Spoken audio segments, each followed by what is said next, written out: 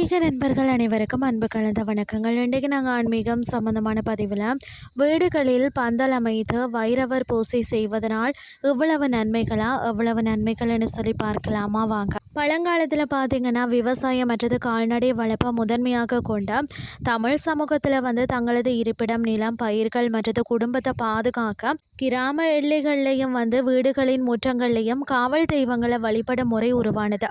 சிவபெருமானின் காவல் வடிவமாக விளங்கக்கூடிய வைரவரை அதாவது வீட்டின் எல்லை காவலனாக கருதி வழிபட தொடங்கினர்.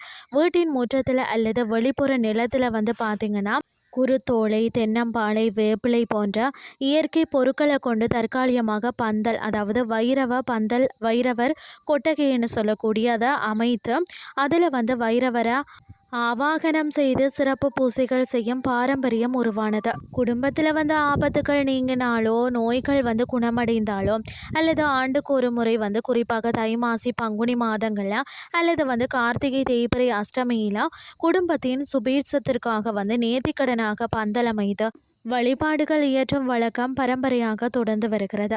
வீடுகளில் வைரவர் பூசை செய்வதன் பயன்களை பார்த்தீங்கன்னா, வீட்டை சுற்றி இருக்கக்கூடிய எதிர்மறை ஆற்றல்கள், செய்வினை, பில்லி சூனியம், கண் திருஷ்டி மற்றது தீய ஆவிகளின் தாக்கங்களில் இருந்து வைரவர் வழிபாடு முழுமையான பாதுகாப்பு அளிக்கிறது.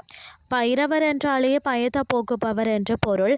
மனதில் உள்ள அச்சம், தேவையற்ற கவலைகள் மற்றது எதிரிகளால் ஏற்படக்கூடிய அச்சுறுத்தல்கள் நீங்கி தைரியம், மன அமைதியும் கூடும்னே சொல்லலாம்.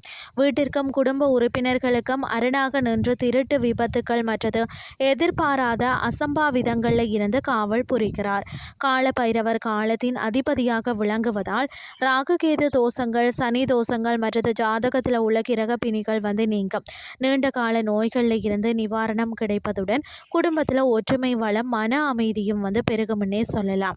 இன்றைய ஆன்மீகம் சார்ந்த பதிவு உங்களுக்கு பிரயோசனமாக அமைஞ்சிருக்கும்னு சொல்லி நான் நம்புகிறேன். இதே மாதிரி மற்றொரு ஆன்மீகம் சார்ந்த பதிவோடு உங்களை சந்திக்கிறேன். நன்றி.